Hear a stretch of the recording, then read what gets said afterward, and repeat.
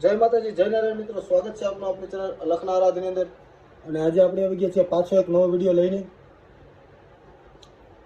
આજે આપણે શીખવાના છીએ એક રાધા એક મીરા. જે આપણા સબસ્ક્રાઈબર મિત્રની કોમેન્ટ છે કે આ ભજન આપણે શીખવું છે, એટલે આ ભજન આપણે આજે શીખીએ. પણ શીખ્યા પહેલા તમે જો ચેનલની અંદર નવા હોય તો ફટાફટ આપણી ચેનલને સબસ્ક્રાઈબ કરી લેજો, વિડીયોને લાઈક કરી લેજો અને કોમેન્ટ કરતા જજો કે તમને વિડીયો કેવો લાગ્યો.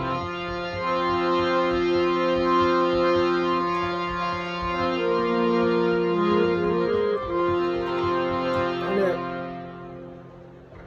તમારે ક્યાંથી શીખવું છે મિત્રો, તમને કયા કયા ભજનો ગમે છે એ કોમેન્ટ કરજો, એટલે એની પર અમે વિડીયો બનાવશું મિત્રો.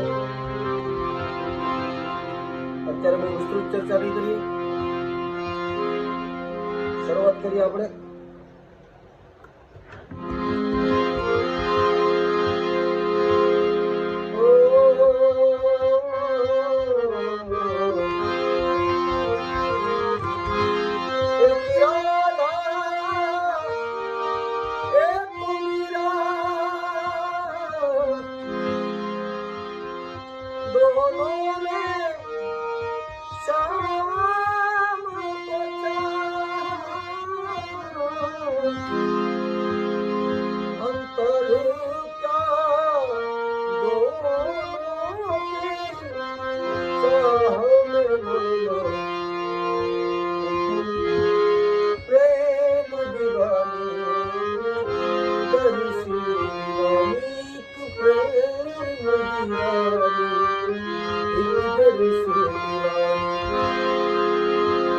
ધ્યાનથી જોજો, કોઈ આવડશે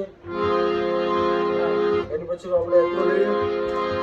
ઓ રાધાને મુકળાની શરૂઆત પણ પોથી થઈ, અહીંયાથી પોથી થઈ. અંતરાની શરૂઆત પણ પોથી થઈ.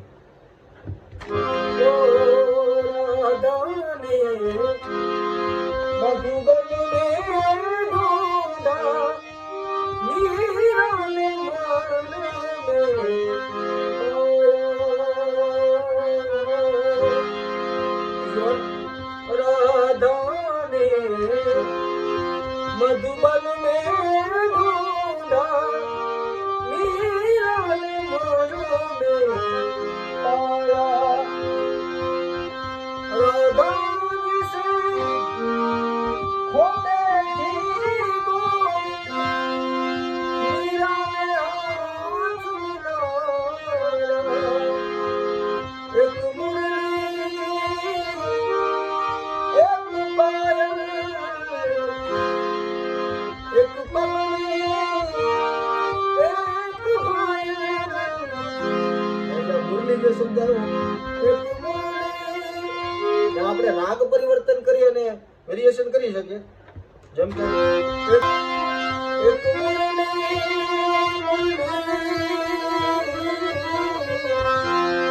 એક મુરલી એક પાયલ એક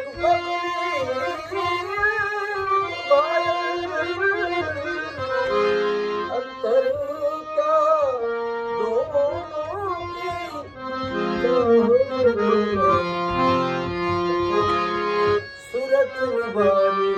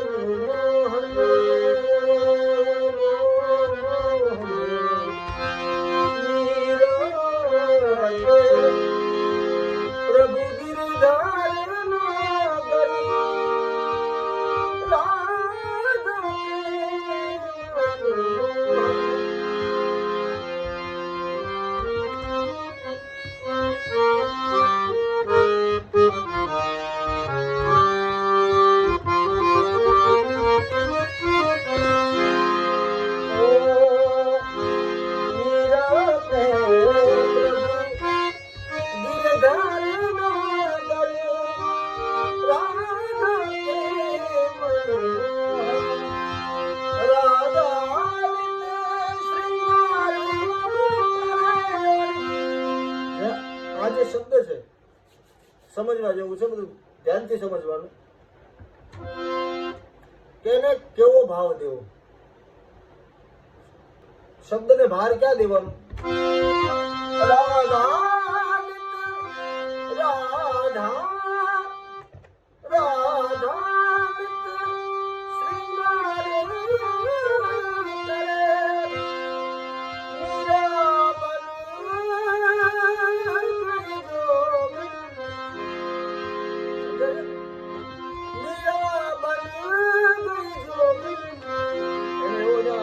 ભાવ આપવાનો, શબ્દને એટલો તાણવાનો. એક રાની એક ઉદાસી દોનો હરી નામ કી પ્યાસી અંતર ક્યા દોનો કી ચાહ બોલો અંતર